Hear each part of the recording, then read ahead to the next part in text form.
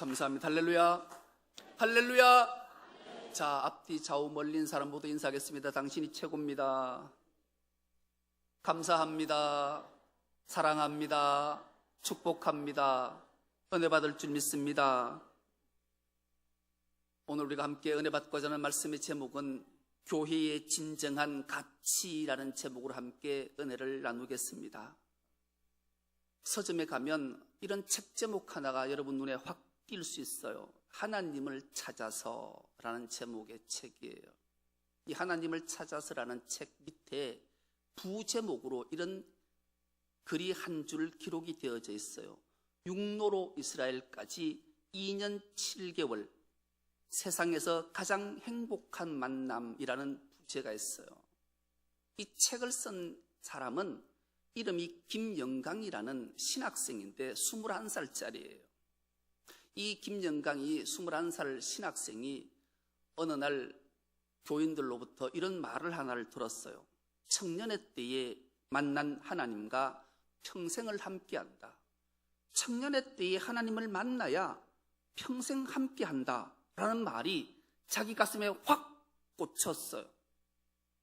물론 우리 하나님은 안 그러신다는 걸 믿지만 또 한편 하나님의 말씀을 생각하니까 어린아이 같은 마음으로 하나님을 갈망하고 찾는 자를 하나님이 만나주시고 그 하나님을 일찍 만나면 평생 하나님과 동행하는 감격에 살지 않을까라는 생각이 자기에게 굳어지자 이 김영강 신학생 21살짜리는 사생 결단을 하게 돼요. 50만 원이라는 돈을 들고 무려 2년 7개월을 육로로 걸어서 이스라엘에 가서 살아계신 하나님을 만나게 돼요. 그러면서 그가 감격적인 하나님 말씀 한 구절을 소개해요. 잠언 8장 17절이에요. 나를 사랑하는 자들이 나의 사랑을 입으며 나를 간절히 찾는 자가 나를 만날 것이니라. 아멘. 그래서 이 김영강이는 하나님을 만나는 정말로 가장 행복한 만남을 갖게 돼요. 걸어서 2년 7개월을 하나님을 만나려고 이스라엘을 향해 출발을 했어요. 먼저 인천에서 배를 타고 중국으로 가서 중국에서 걸어서 베트남에서 캄보디아로, 캄보디아에서 태국에서 라오스를 거쳐서 몽골을 거쳐서 티베트를 거쳐서 네팔을 거쳐서 인도를 거쳐서 파키스탄을 거쳐서 이란을 거쳐서 터키를 거쳐서 시리아를 거쳐서 요르단을 거쳐서 이스라엘, 이집트 총 16개국을 2년 7개월 동안 걸어서 하나님을 만났다라는 거죠. 여러분, 이 김영강 신학생이 왜 하나님을 그토록 찾고 갈망하고 만나기를 원했을까요? 여러분, 교회의 진정한 가치는 하나님을 만나는 데 있는 줄 믿습니다. 그 하나님을 만나야 그분이 우리에게 주신 사명을 깨닫게 되고 사명을 깨달아야 교회의 진정한 가치를 세상을 향해 흘러보낼 수 있기 때문에 그런 거예요. 우리 모두 중섭로교회는 정말로 교회의 진정한 가치인 하나님을 만나고 그분에게 우리 주신 사명을 온전히 깨달아서 세상에 빛된 소금된 사명을 잘 감당하는 은혜가 있기를 축복합니다. 오늘 본문의 말씀은 이렇게 시작하고 있어요. 세례 요한의 제자들이 바리새인을 끌어다가 예수님에게 질문하는 것으로 시작하고 있어요. 예수님, 왜 바리새인들과 우리 요한의 제자들은 금식을 하는데 당신들의 제자들은 왜 금식하지 않습니까? 이런 질문을 해요. 왜 요한의 제자들이 바리새인을 끌어다가 예수님께 금식에 관한 질문을 했을까요?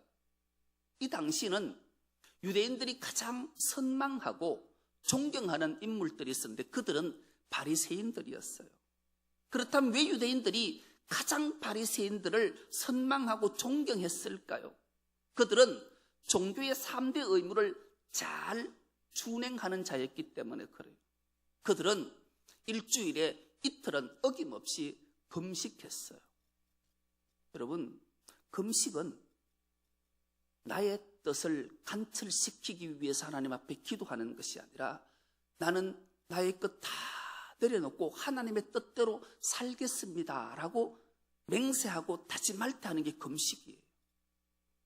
여러분, 우리는 금식을 우리가 간절한 먼 소망을 하나님께 아래서 응답받으려고 하는 금식은 참된 금식이 아니, 그것은 세상 사람들이 하는 단식에 가까운 거예요. 금식은 내 뜻이 아니라 하나님의 뜻대로 살겠습니다라고 자기 자신을 하나님의 말씀 앞에 내려놓는 게 금식이기 때문에 그래요. 근데 이 바리새인들이 일주일에 이틀을 금식하는 거예요. 그러니 유대인들은 정말로 저분은 하나님의 뜻대로 살기 위함이구나 이렇게 생각하는 거예요.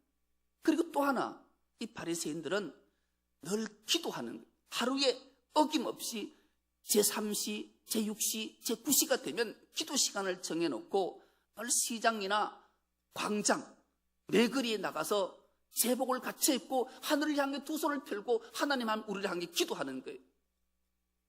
그러니 유대인들은 우리는 시간에 쫓겨서 하루에 기도 1시간도 못하는데 저들은 3시, 6시, 9시가 되면 끊임없이 1시간에 2시간씩 최소한 3시간에서 6시간 하나님을 향해 기도하니 어떻게 존경하지 않을 수 있겠냐고요. 그리고 더 나아가 이들은 구제하는 일을 게을리하지 않았어요. 자기에게 재물이 모이기만 모이면 그것들을 다 가져다가 시장과 강장에 나가서 뚜 하고 나팔을 부는 거예요. 그러면 모든 주위의 사람들이 다 아는 거예요. 우리 바리새인님이 가난한 사람들, 나그네와 가부와 고아들을 위해서 부자로 나오셨구나. 그 사람들이 다 몰려드는 거예요. 자기의 필요한 만큼을 다 가져가는 거예요. 그러니 어찌 유대인들이 이 바리새인들을 선망하고 존경하지 않겠냐고요. 그래서 이 요한의 제자들은 바리새인을 끌어다가 예수님께 금식에 대한 질문을 해요. 여러분, 그런데 우리 주님은 이 바리새인들을 선망하라, 존경하라 말씀하신 적이 있으신가요? 그러지 않았어요. 바리새인들을 책망하셨어요. 왜 그러면 예수님은 이 유대인들로부터 선망의 대상이 되고 존경을 한 몸에 받는 바리새인들을 책망하셨을까요? 이 바리새인들 마음 안에는 진정한 하나님을 향한 사랑이 없었기 때문에 그래요. 그들은 참된 생명이 그 안에 없었어요. 참된 평화가 없었고 참된 용서가 없었고 참된 긍휼이 이 바리새인들의 마음속에는 없었던 거예요. 그들은 늘 형식만 가지고 있었어요. 말로는 하나님께 영광 하면서 실제로는 자신들의 의를 드러내고 자신들이 영광을 받았기 때문에 예수님은 그들을 향해 독사의 자식들이라, 외식하는 자들이라 그렇게 책망하셨던 거예요. 여러분, 그런데 오늘날 한국 교회가, 오늘날 그리스도인들이 말로는 하나님의 영광을 외치면서 실제의 삶은 자신의 의를 드러내고 자신들의 교회를 드러내는 삶을 살고 있지는 않는지요. 이것은 진정한 교회의 진정한 가치가 될 수 없음을 주님은 오늘 본문의 말씀을 통해서 우리에게 주시는 말씀이에요. 오늘 말씀을 우리가 온전히 듣고 깨달아서 교회의 진정한 가치를 회복하는 은혜가 있기를 축복합니다. 여러분, 유대인들은 성전을 곧 생명이라 여겼어요.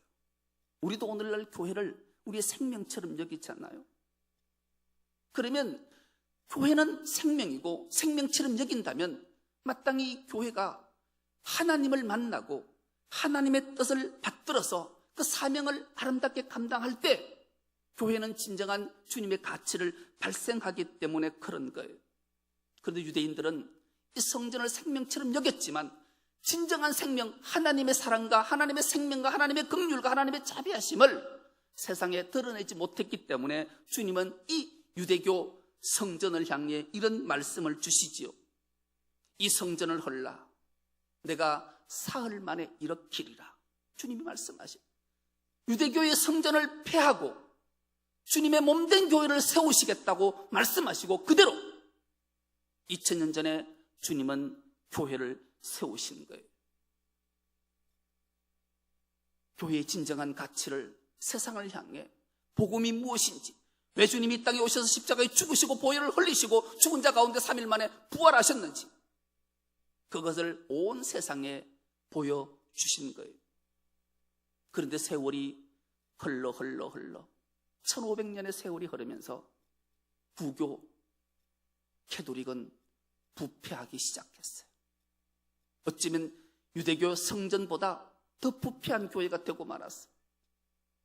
영생을 돈을 받고 팔고 영혼을 돈을 받고 팔고 거룩한 성직을 돈을 받고 파는 만몬의 우상에 빠져서 더 이상 교회의 역할을 감당하지 못했어요.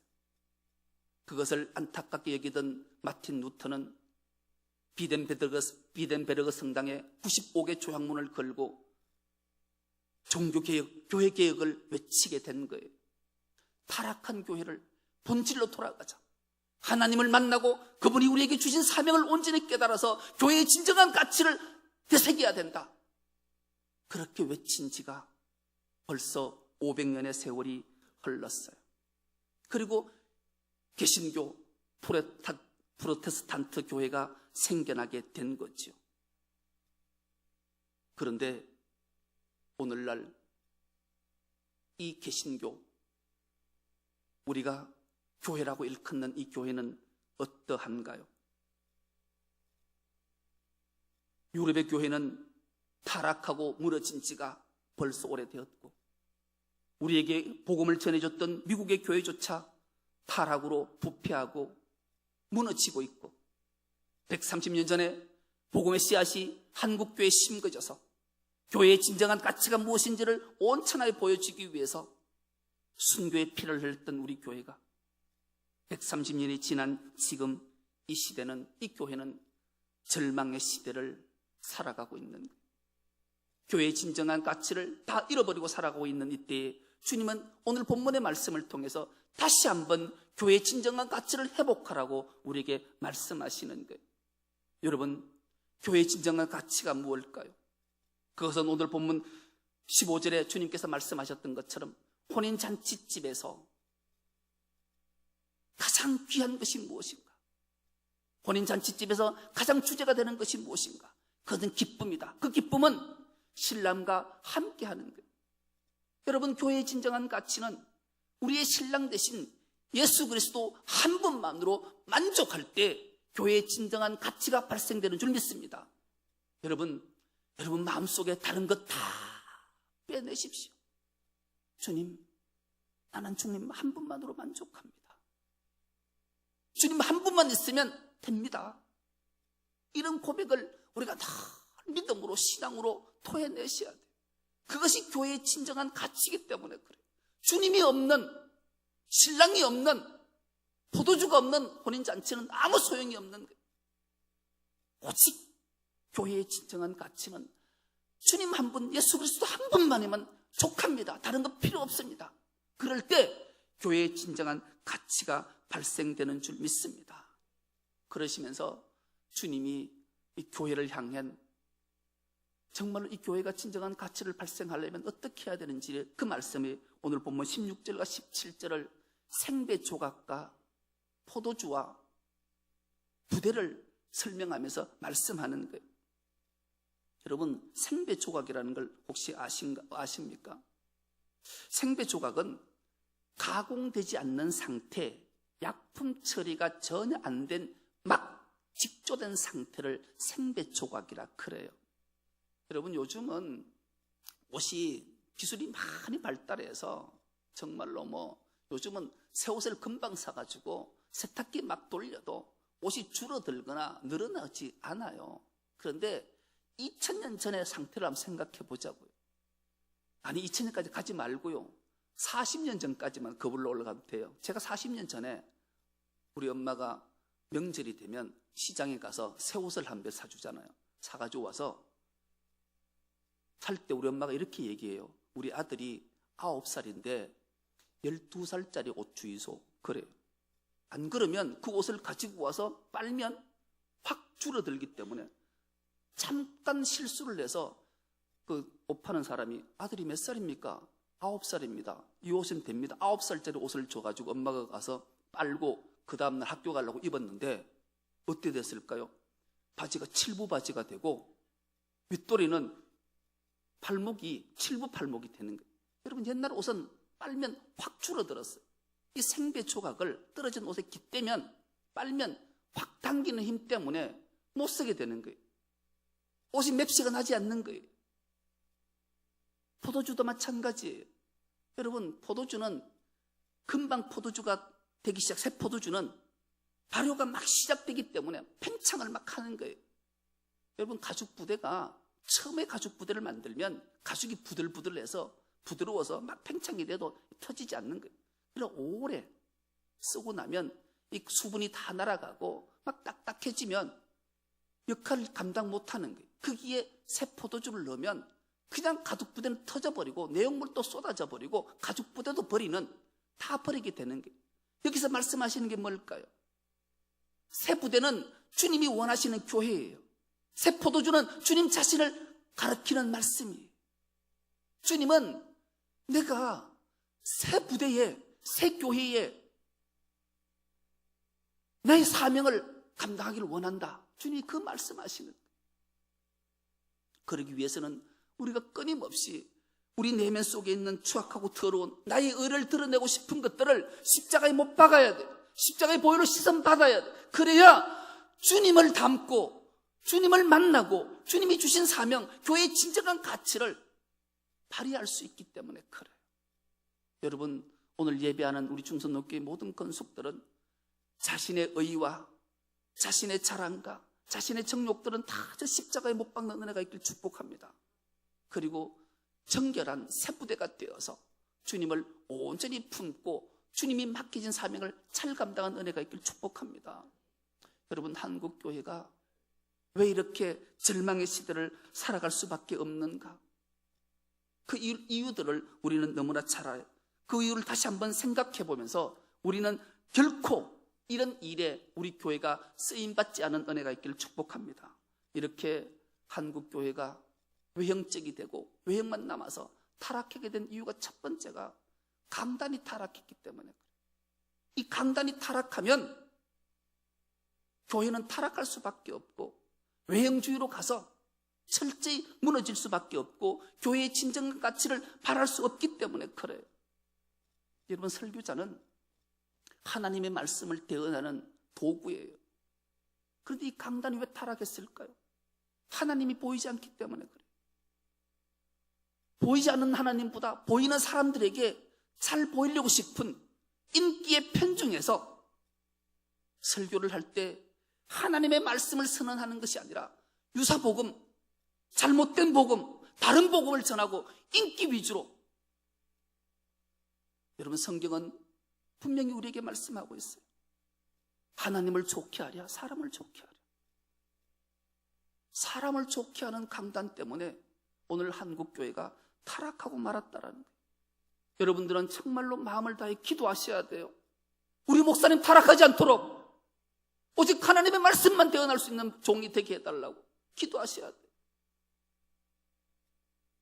아니면 교회의 진정한 가치를 훼손시켜서 주님 앞에 섰을 때 내가 도무지 너를 모른다, 주님의 음성을 들을 수밖에 없기 때문에 그래요.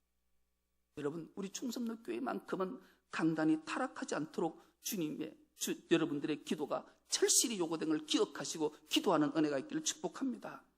또 하나, 한국교회가 외형적 교회로 타락한 교회가 교회의 진정한 가치를 잃어버린 이유는 믿음 따로 삶 따로 신앙 따로 생활 따로 때문에 그래요. 예수를 믿고 구원받았으면 됐지, 더 이상 뭐 필요하냐, 그래서 자기 마음대로 사는 거예요. 여러분, 진정 그런가요? 예수를 진짜 믿으면 헌신할 수밖에 없고 충성할 수밖에 없는 줄 믿습니다. 오늘 우리가 찬양했잖아요. 주 내 마음에 들어와 계신 후 변하여 새 사람 되고. 여러분, 주님이 내 마음속에 들어와 계시면 우리가 변하여 새 사람 되는 줄 믿습니다. 주 예수 들어와 계신 후 망령된 행실을 끊는다라는 거예요. 주님이 내 마음에 들어와 계시면 우리는 망령된 행실을 끊을 수밖에 없는 거예요. 여러분 속에 자생하신 주님, 그 주님으로 말미암아 망령된 행실이 끊어지고 변하여 새 사람 되는 은혜가 있기를 축복합니다. 주님께서 마태복음 7장으로 말씀하시잖아요. 내가 열매로 그 나무를 안다. 좋은 나무가 못된 열매를, 나쁜 열매를 맺을 수 없고 못된 나무가 아름다운 열매를 맺을 수 없느니라. 여러분, 예수 믿는 자라면, 구원받은 자라면 삶의 아름다운 열매를 맺는 줄 믿습니다. 우리 중섭로교회 모든 건속들은 날마다 사랑스럽고 아름다운 열매를 맺어서 하나님께 영광을 돌리는 은혜가 있기를 축복합니다. 그리고 한국교회가 외형적이고 타락한 마지막 요인은 직분에 대한 오해 때문에 그래요. 여러분, 직분에 대한 오해하시면 안 돼요. 그런 분들이 의외로 많더라고요. 교회는 목사가 제일 높고, 그 다음 장로고, 그 다음에 안수집사고, 그 다음에 건사고, 그 다음에 서리집사 아니냐. 여러분, 직분은 계급이 아니에요. 직분은 우리에게 주신 달란트, 재능, 사명인 줄 믿습니다. 함께 합력해서 하나님을 섬기고 교회의 진정한 가치를 바라는 게 직분이지, 그것은 계급이 아니. 깨달아야 돼요. 그리고 더욱이 우리 모두는 베드로전서 2장 9절의 말씀을 기억하셔야 돼요. 죄에서 구속받은 너희는 택하신 족속이요, 왕같은 제사장들이요, 거룩한 나라요, 그의 소유된 백성이니 이는 너희를 어두운 데서 불러내어 그의 기이한 빛에 들어가게 하신 이의 아름다운 덕을 선포하게 하려 하심이라. 아멘. 우리 모두는 왕같은 제사장들이라는, 목사만 제사장이 아니 우리 모두가 왕같은 제사장들임을 기억할 때 교회는 진정한 가치를 바라게 된다, 주님이 말씀하시는 거예요. 그렇다면 제사장의 역할이 무엇일까요? 여러분, 제사장의 삶의 길은 철저히 누군가를 대신해서 죽는 거예요. 제사장은 철저히 누군가를 위해서 드려지는 자예요. 제사장은 철저히 누군가를 위해서 쓰여지는 게 제사장이에요. 그럴 때 교회의 진정한 가치, 제사장의 가치가 발생되어지는 거예요. 한마디로 요약하면 제사장은 철저히 이타적일 때 제사장의 가치가 발생되어지는 게 제사장. 그것이 바로 우리라는, 주님이 원하시는 바로 교회의 진정한 가치라고 주님이 말씀하십니다. 주님은 우리를 앞장서 걸으셨던 분이, 우리의 신랑이 되셔서 그 길을 걸어가시면서 우리에게 말씀하셨잖아요. 신부된 교회는 신랑된 예수님이 걸어가셨던 그 길을 똑같이 행하며 따라가야 될 사명이 우리에게 주어진 거예요. 그래서 우리는 진정한 이 교회의 가치, 교회의 진정한 가치를 하기 위해서 주님과 함께, 복음과 함께 고난을 받겠다라는 결단을 하는 거예요. 누구든지 나를 따라오거든 자기를 부인하고 자기 십자가를 지고 나를 따를 것이니라. 아멘. 주님의 이 말씀 앞에 진정한 가치, 교회의 진정한 가치, 주님이 가신 그 길을 따라가는 우리 중섭로교회 건속 다 되어서 하나님의 영광을 잘 드러내는 우리 중섭로교회 다 될 수 있기를 간절히 기도합니다. 하나님 아버지, 감사합니다. 교회의 진정한 가치는 하나님을 만나고 그분이 우리에게 주신 사명을 아름답게 감당하는 겁니다. 하나님, 교회의 진정한 가치는 제사장의 왕같은 제사장 직분을 잘 감당하는 겁니다. 그것은 철저히 누군가를 대신해서 죽어주고, 철저히 누군가를 위해서 드려지고, 철저히 누군가를 위해 쓰여질 때 진정한 제사장의 가치가 발생되는 것이요, 교회의 진정한 가치를 발생시키는 것이라 말씀하셨사오매 이 말씀 앞에 순종함으로 하나님의 영광을 드러내는 우리 중섭로교회 모든 건속 다 되게 하여 주옵소서. 감사드리오며 예수님의 이름으로 기도드리옵나이다. 아멘. 말씀을 생각하면서 결단에 찬송하겠습니다. 하나님, 정말로 교회의 진정한 가치가 무엇인지 알았사오매 이 가치를 정말로 세상을 향해 끊임없이 흘러내는 이런 교회 되게 하소서. 찬양하겠습니다.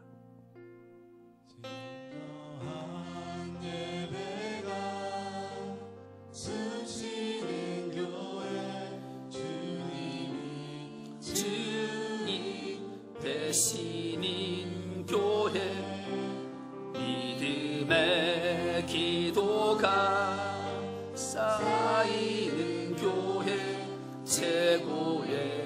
찬양을 드리는 교회, 말씀이 살아 움직이는 교회, 성도의 사랑이 넘치는 교회, 섬김과 헌신이 기쁨이 되어 열매 맺는 아름다운 교회, 주님의 마음 닮아서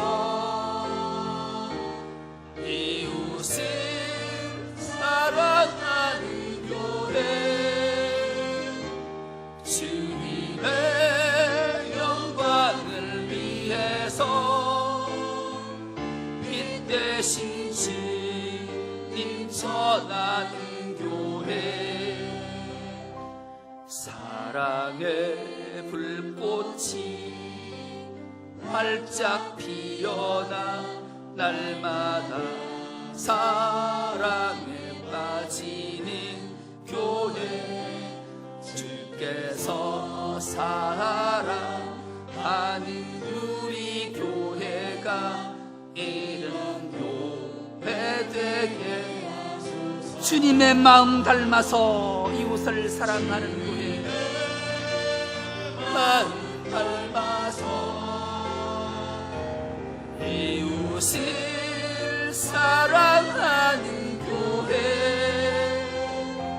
주님의 영광을 위해서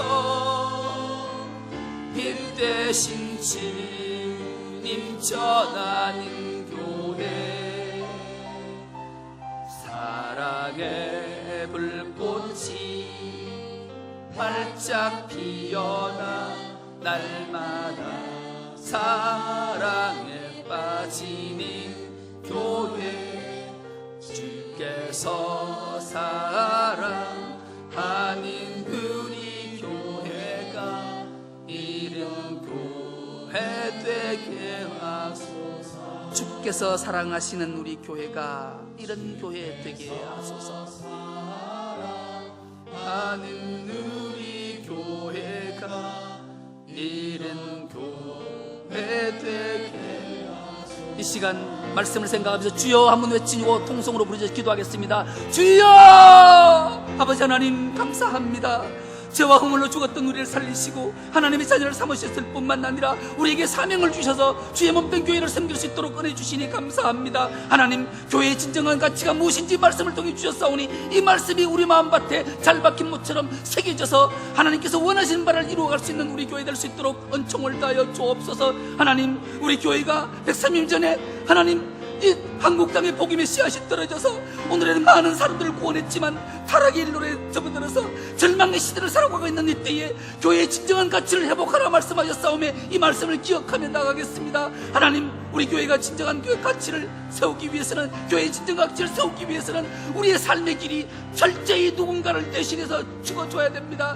철저히 누군가를 위해서 드려져야 합니다. 철저히 누군가를 위해서 쓰여질 때 정말로 이타적인 삶을 살 때 진정한 교회의 가치가 회복된다는 사실을 기억하면서 이 가치를 회복하는 데 우리 중성교회가 나갈 수 있도록 은총을 다하여 주옵소서. 아버지 하나님, 날마다 주님을 만나서 주님의 음성을 듣고 주님 말씀하심 앞에 순종하며 나갈 수 있는 저들이 되게 해서 아름다운 열매로 하나님께 영광을 올려드릴 수 있는 우리 중성교회 될 수 있도록 은총을 다하여 주옵소서. 그래야 날마다 감사와 감격이 넘치며 주님의 뜻을 온전히 이루어가는 우리 중성교회 될 수 있도록 은총을 다하여 주시옵기를 간절히 기도하고 원합나이다. 주님이 가신 그 길, 마땅히 그 길을 따라가야 하는 것이 우리 본문임을 한시도 잊지 않는 저들의 삶이 되게 하여 주옵시고 복음과 함께 고난을 받는 결단이 우리에게 있을 수 있도록 은총을 다하여 주시옵소서. 그리하여 주님의 참된 교회, 참뜻을 받들어내는 교회의 진정한 가치를 회복하는 우리 교회 되게 하여 주시옵소서.